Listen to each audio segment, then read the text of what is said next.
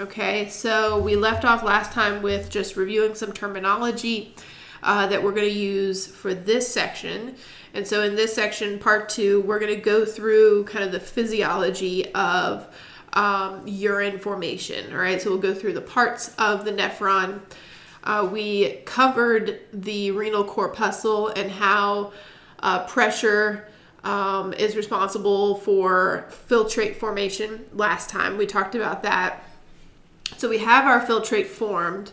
So now we're going to go through each of the tubules and talk about what they do in as far as reabsorption and secretion with that filtrate. Okay, so we're going to start with our proximal convoluted tubule. So the first tubule off of the renal corpuscle, all right, off of that Bowman's capsule. And so the histology of the proximal convoluted tubule is going to be simple cuboidal tissue, all right, and that simple cuboidal tissue is going to have microvilli, so it has these little finger-like projections, and those just help to increase surface area for reabsorption. Okay, and so obviously the channels and everything aren't drawn to scale on this particular picture. It's more for illustration purposes. So there would be tiny little channels that we're going to look at in those microvilli. Okay, so with our proximal convoluted tubule, this is the location where the majority of reabsorption occurs. All right, so mostly reabsorption. Okay, and so the first molecule we're going to talk about being reabsorbed is going to be glucose. Okay, so glucose reabsorption happens in the proximal convoluted tubule. Glucose is 100%, under normal circumstances, it is 100% reabsorbed. Okay, and so that means that there should not be any glucose in urine. Okay, we'll talk about what it means if there is. Okay, so glucose reabsorption, it should be 100% reabsorbed. It is reabsorbed through a sodium glucose cotransporter. Okay, so if we're looking at these cells over here to the right, what would happen is we know there's a really high concentration of sodium outside of cells. Okay, you learned that in A&P 1. So there's a lot of sodium outside of our cells. And so with this cotransporter, glucose is going to be able to kind of like hitchhike, take a ride with that sodium into the cell. Okay, so it's a cotransporter. They're moving together into the cell, okay? And so then this would be transcellular reabsorption. So it would move across the cell, all right? And then it would leave through the basal side of the cell and enter a blood vessel that would be here on the basal side of the cell. Okay, so glucose would then go into the blood because it's being reabsorbed. So it's going from the filtrate back into the blood. Okay, and so this transporter, this cotransporter, is going to use the sodium concentration gradient.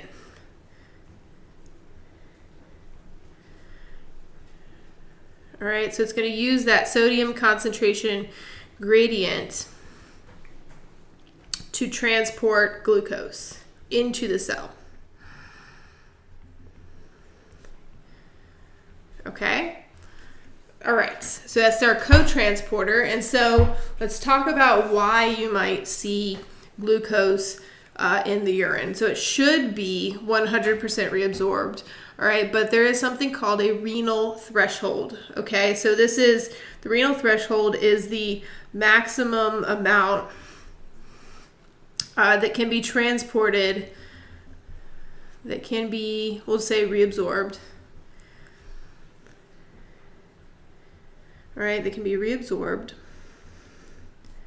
by those cotransporters. All right, so there's a limited number of cotransporters, okay? So you don't have infinite of these little channels in your proximal convoluted tubule cells, right? There's a limited number, so there's a limited amount of glucose that those transporters can reabsorb, okay? Yeah, a little thunder, all right? So that limit is 180 milligrams per deciliter. All right, so that is our renal threshold. So if the amount of glucose in that filtrate is above 180, then you won't be able to reabsorb it all, and you'll end up with glucose in the urine, okay? And so if there is glucose in the urine, that is called glucoseuria. All right, so this is glucose in the urine. Okay, and so you may be already reaching this conclusion. That's a very common thing to see with patients that are diabetic. Okay, and so diabetic patients, because they have a very high blood glucose, when that filtrate is formed from the blood, you get a very high concentration of glucose in that filtrate. It would be well above that 180 milligrams per deciliter, and so then you end up with glucoseuria, glucose in the urine. Okay? All right, so that's glucose reabsorption. We also have our amino acid reabsorption. So this should also be 100% reabsorbed, just like our glucose. And it moves through a sodium amino acid cotransporter. All right, so again, we have our high concentration of sodium outside of our cell. And so our amino acids are going to be able to use that sodium concentration gradient to kind of like hitch a ride into the cell. And then they will move through that cell, transcellular reabsorption, into the blood. Okay, so out here, all right, we have our filtrate. Okay, and then obviously this would be the blood. Okay. All right, so that is our amino acid reabsorption. It's very similar to our glucose reabsorption. All right, and lastly, in the proximal convoluted tubules, we have hydrogen secretion. Okay, and so hydrogen is secreted in the proximal convoluted tubule. And so that acts through a sodium hydrogen antiporter. So that means they're going to be transported in opposite directions. All right, and so with this case, we want to take hydrogen from the blood, right? This would be in this scenario where the blood is too acidic, and so we need to get rid of hydrogen. And it would be moving out as sodium is moving in. Okay? And so we would be adding hydrogen to the outside of, to that filtrate, all right? Okay, so that is our hydrogen secretion. So this is going to function to decrease, we'll say decrease the hydrogen in the blood. Okay, all right. And so before we move on, all right, I just want to mention that sodium-potassium pump that I'm sure you learned about in A&P 1. Okay, so the sodium-potassium pump, remember, it is constantly, I'll draw one kind of on our cell here. All right, so it is constantly pumping sodium out. All right, so like our sodium here would then be pumped out of the cell, okay, and potassium into the cell. So this is our sodium-potassium pump. And remember, this requires ATP, so it requires energy. And it's responsible for setting up our high sodium concentration that all of these cotransporter and antiporters use to move nutrients in and out of that filtrate. Okay, so this sodium-potassium pump uses ATP. All right, don't forget that. But it's really important for the urinary system because it establishes the sodium concentration. Right, so that concentration gradient that's used by glucose and the amino acids and the hydrogens for their transport is set by this sodium-potassium pump. So it's really important to remember that. Okay. Also, in this proximal convoluted tubule, there is going to be a lot of water reabsorption, okay? And that is because water always follows salts. So in general, water is going to follow solutes. So it follows glucose as well, okay? But all of this, remember, with each of these, we're moving sodium into the cell. And so water is going to be following it in each of these scenarios. Okay, so we have lots of water reabsorption happening as well. And in addition to what we talked about, we're going to, in the proximal convoluted tubule, all right, we can just make a little note here, also reabsorbed. Okay, we have different ions. So calcium is going to be reabsorbed in the proximal convoluted tubule. Chloride is going to be reabsorbed. Bicarbonate from the blood that got into that filtrate is going to be reabsorbed here. And magnesium. Those are going to also all be reabsorbed here in the proximal convoluted tubule. Okay. Okay, so that's our proximal convoluted tubule.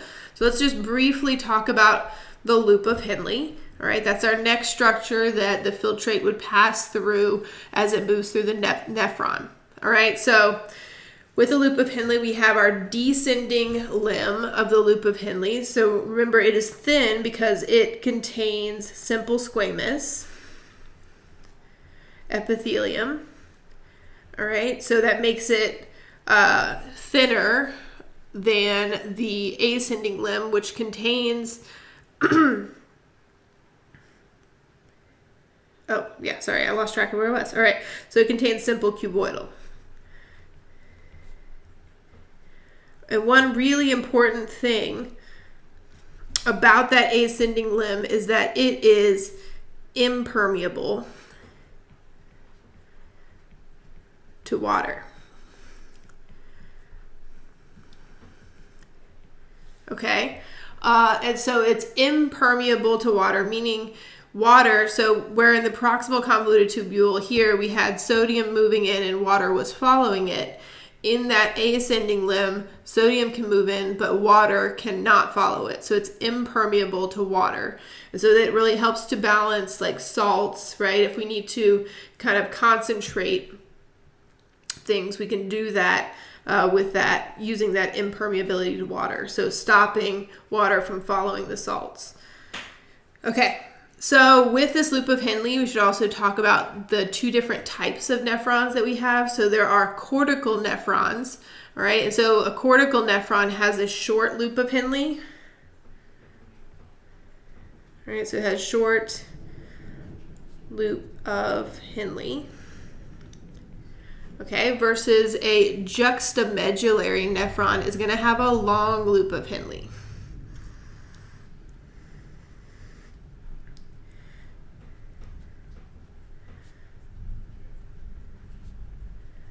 Okay. All right, and so the loop of Henle, this is going to really help to establish like a very salty medulla. All right, so there's going to be this section in the medulla because you have this really long juxtamedullary nephron with a loop that dips way down into the medulla. And you have this section with these cells that are impermeable to water. So you can reabsorb all of these salts into the blood, make it very salty because water cannot follow. Okay, so this is, this makes the medulla salty. Right, that specific type of nephron is responsible for doing that. And it has a very long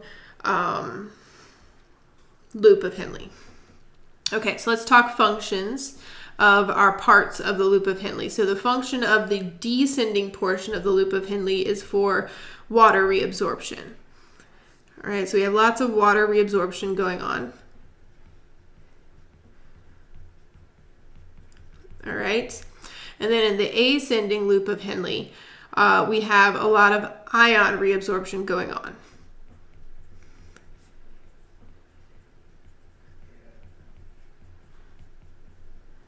Okay, and so specifically, we have a cotransporter that moves, all right, so sodium,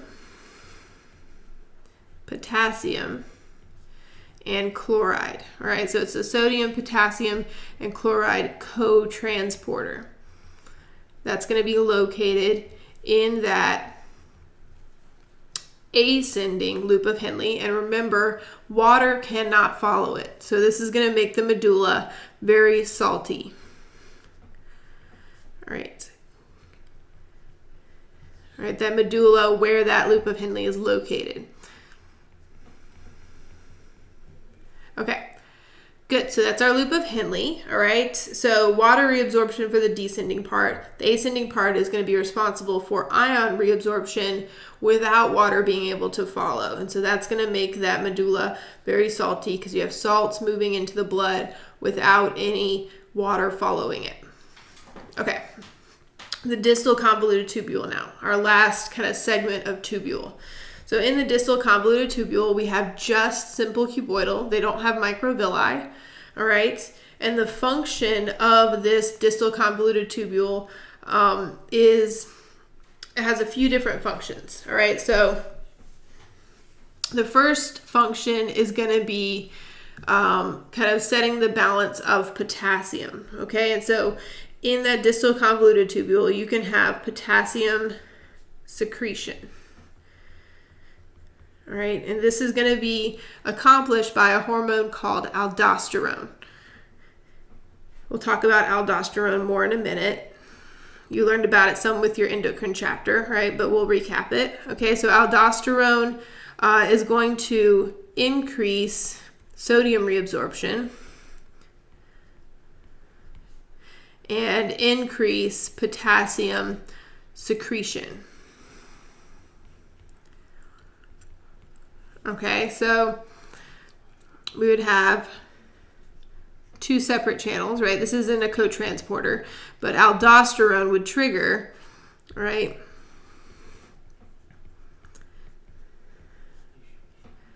Sodium to move into the cell and then into the blood, all right? And then potassium would be taken from the blood and sent into the filtrate, okay? So sodium would be taken from the filtrate, added to the blood, and then potassium would be taken from the blood and added to the filtrate.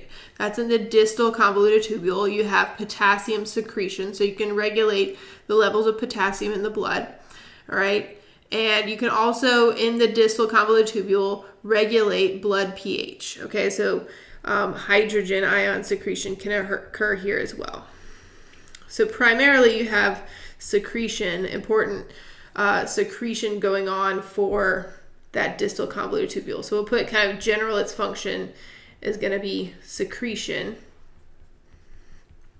versus the general overall function of the proximal convoluted tubule is going to be reabsorption. So it's secretion of hydrogen ions, potassium ions, and then we have waste products that are going to be secreted here as well.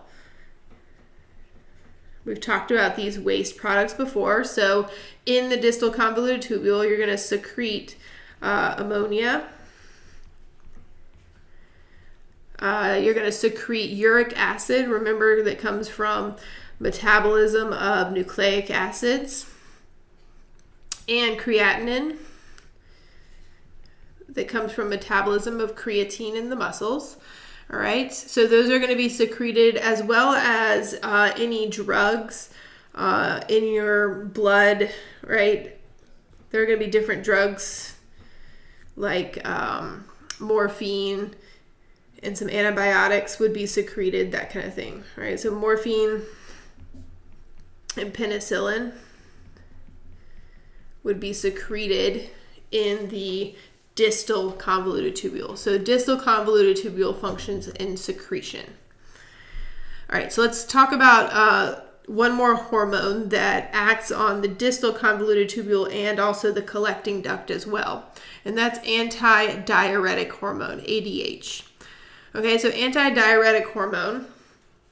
So the word diuresis means urine formation. So the antidiuretic hormone would reduce urine formation. Okay, and so it does that by adding aquaporins, right? So it adds aquaporins, right? Those little channels, right, just for water, to the distal convoluted tubule and the collecting duct. Okay, so antidiuretic hormone causes the addition of aquaporins to that distal convoluted tubule and the collecting duct. And what it's going to do is it's going to increase water reabsorption. All right, so this would be done when the blood is too salty and you need to kind of dilute that blood. This hormone would be secreted so that water can be reabsorbed from the urine. Okay, and so diabetes insipidus is a condition associated with a lack of the ADH production. All right, so a lack of ADH. Okay, all right, so diabetes insipidus. All right, and so then your water balance would be off, and so you would need to kind of monitor your fluid intake to make sure you don't get dehydrated.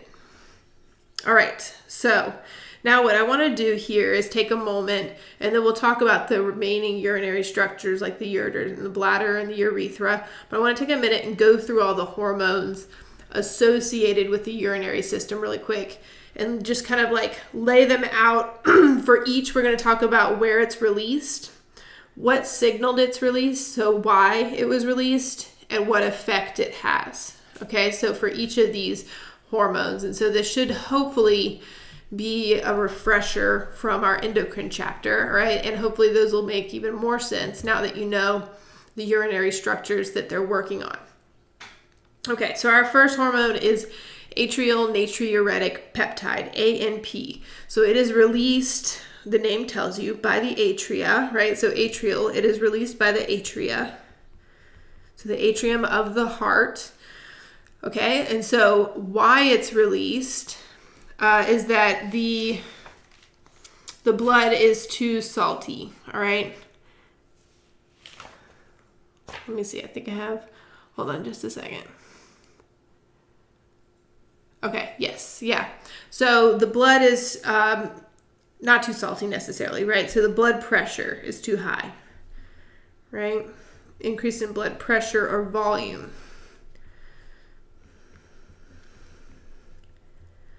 Okay, so it's released when the atria detect that the blood pressure is too high, the blood volume is too high, the pressure on the atria is too much. Okay, so they're going to produce this ANP, and it is going to act on the kidney, causing a decrease in sodium reabsorption. Okay, so it's going to decrease sodium reabsorption.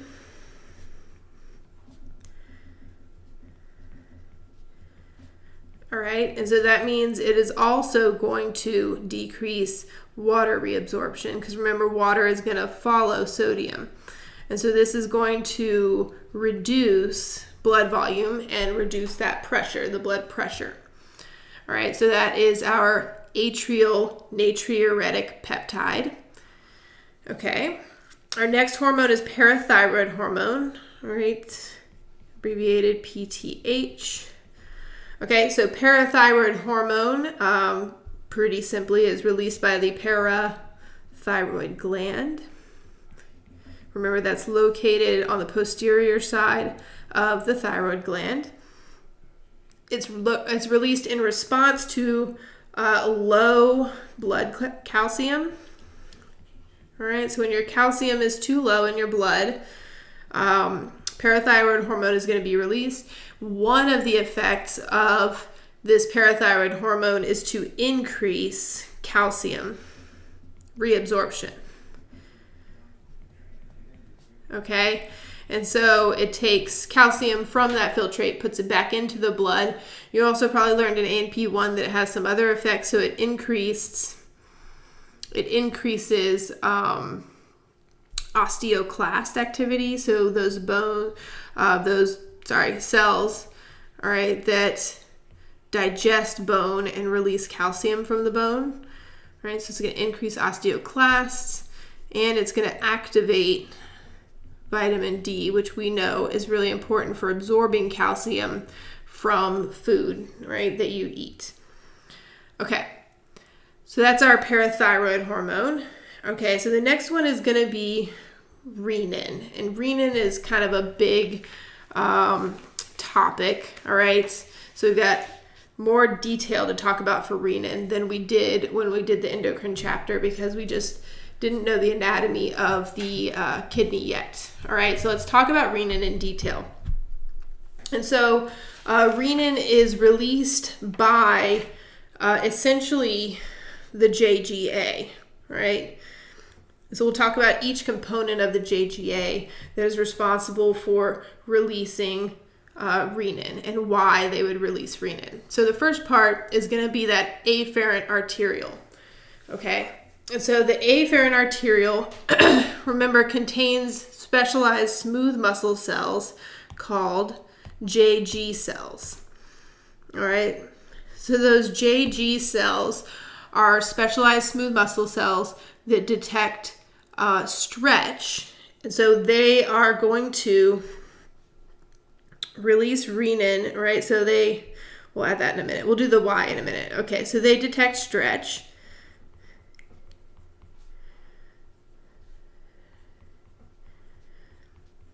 On that afferent arteriole, okay? So these are specialized smooth muscle cells.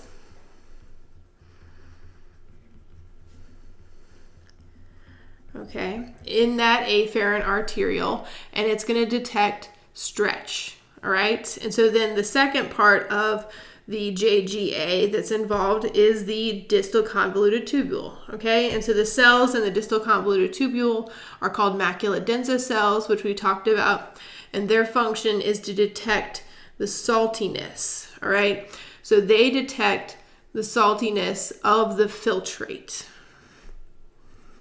okay? So detect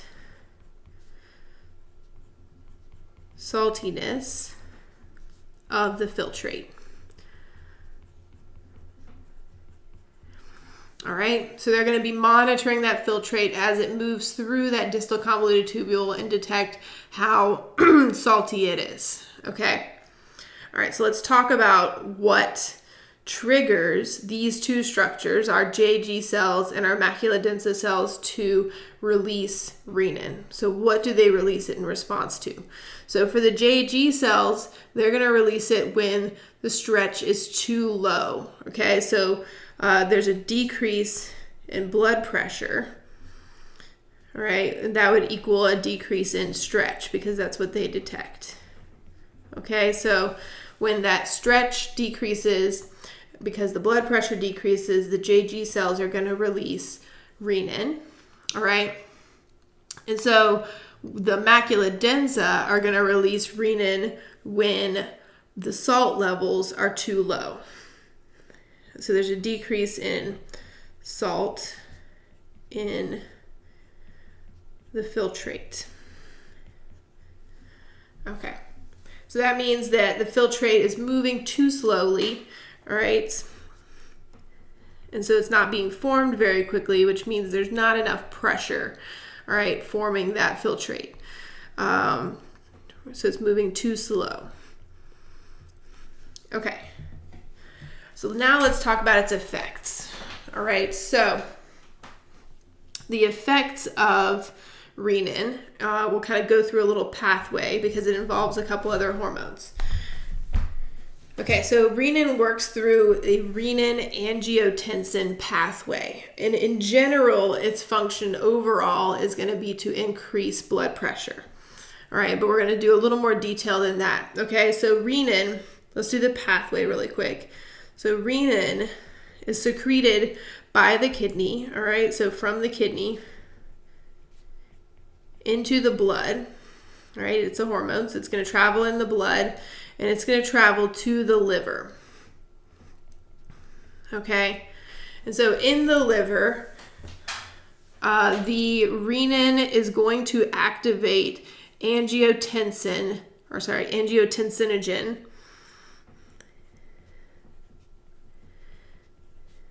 All right, angiotensinogen, okay, which is in the liver,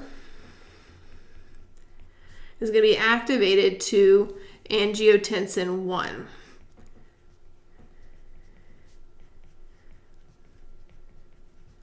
Okay, and so that is going to be done by renin. All right, so renin is responsible for activating angiotensin to angiotensinogen to angiotensin 1. Okay, and then angiotensin 1 is going to travel to the lungs, primarily in the lungs. This is where it's going to happen, where it's activated to angiotensin 2. All right, and that is going to be done by ACE. Okay, so if you've heard of ACE inhibitors, all right, they're going to be acting on this step, so converting angiotensin 1 to angiotensin 2.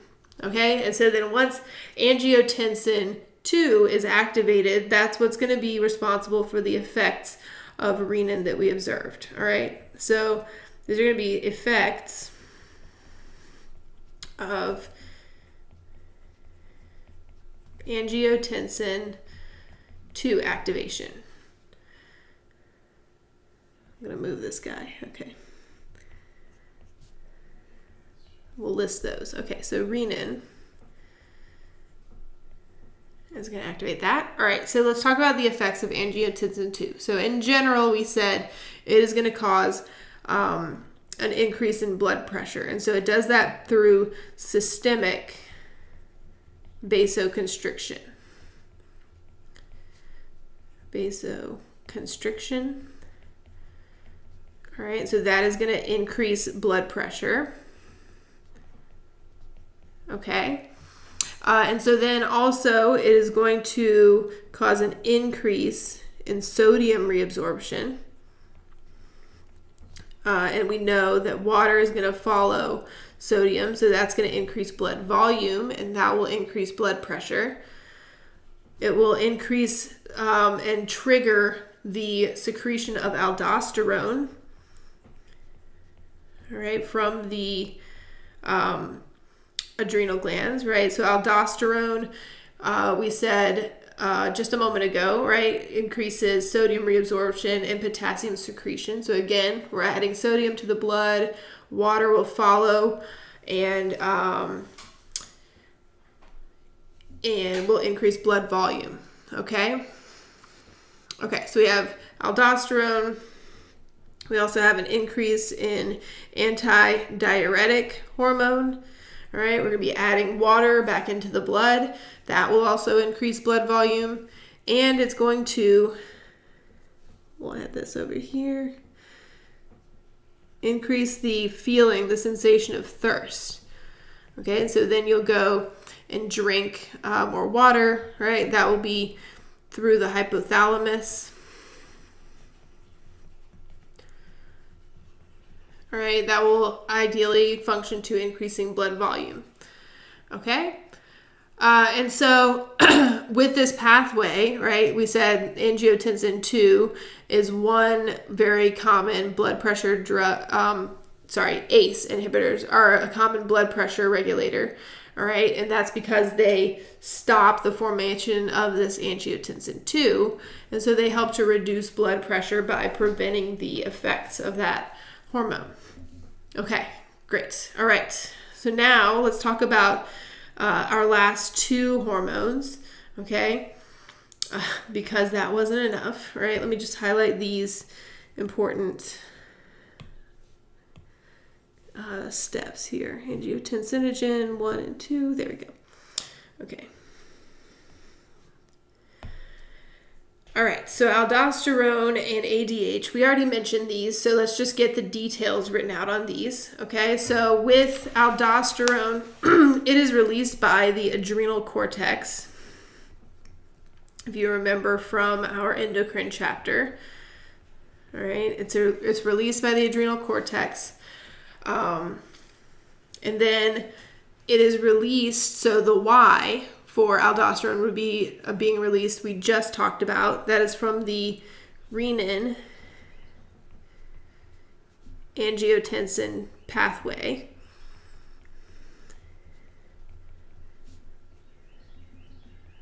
All right, so that triggers the release of aldosterone. And then the effect we mentioned before, this is going to be on the distal convoluted tubule and the collecting duct. It's going to increase sodium reabsorption.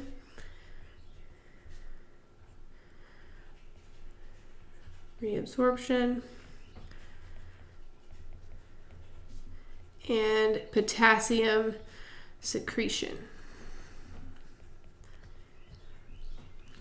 Okay, so that's aldosterone, and remember that is in the distal convoluted tubule and collecting duct for both of those. All right. Okay, and so now antidiuretic hormone, our last one, which we've mentioned before. All right, so it is released by the posterior pituitary. All right, so it's released by the posterior pituitary.